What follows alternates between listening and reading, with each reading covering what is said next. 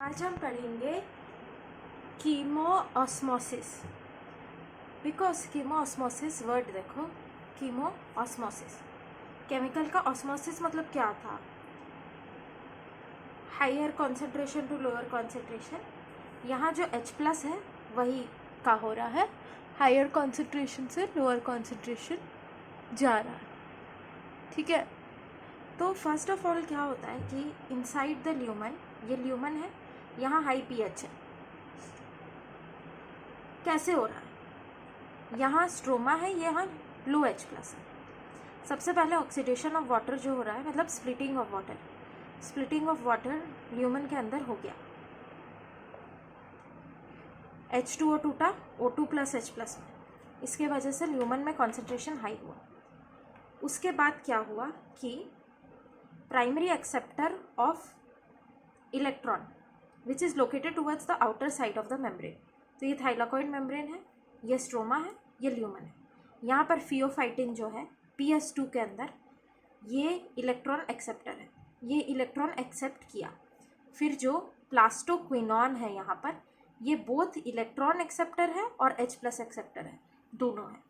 ये जो है ये प्लास्टोक्विनॉन, ये जो PQ यहाँ रखा हुआ है, ये PQ दो इलेक्ट्रॉन एक्सेप्ट किया। ये फियोफाइटिन जो है इसके वजह से दो इलेक्ट्रॉन, ये इलेक्ट्रॉन कैरियर है ना, दो इलेक्ट्रॉन यहाँ आया, +2 H+ लिया। कहाँ से लिया? स्ट्रोमा से लिया, क्योंकि ये जो प्लास्टोक्विनॉन है, ये जो प्लास्टोक्विनॉन है, ये जो है PQ, ये एक हाइड्रोजन कैरियर भी है और इलेक्ट्रॉन कैरियर भी। तो ये बना दिया PQH2। तो यहाँ से आप देखोगे कि ये जो PQH2 वाला एरो है, ये फिर जो है इलेक्ट्रॉन्स जो है वो ट्रैवल करते करते साइटोक्रोम B6F में चले गए।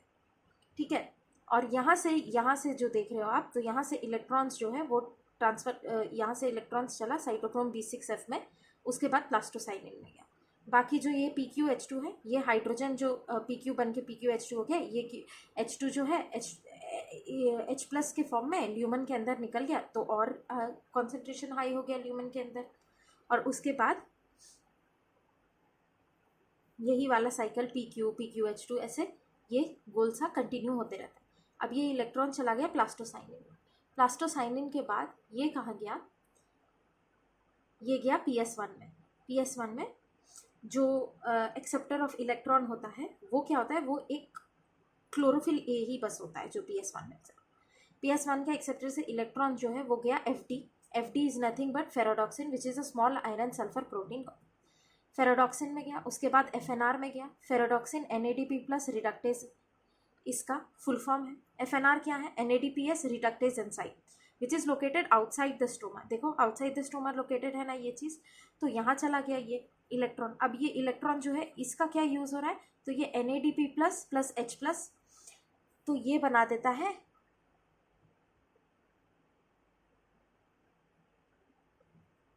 NADPH। तो ये जो H+ यहाँ से जो आ रहा है H+, protons are necessary for the reduction of NADP+ to NADPH+ H+, this protons are also remove from the stoma. तो यह भी स्टोमा से ये जो आ रहा है ना रिडक्शन के लिए, जो प्रोटॉन जरूरी है NADPS+ के लिए और NADPH। और आपको पता है ये जो इलेक्ट्रॉन्स यहाँ जा रहा है FNR में रिडक्शन के लिए, you know that addition of electrons is reduction, so that is why this is coming here.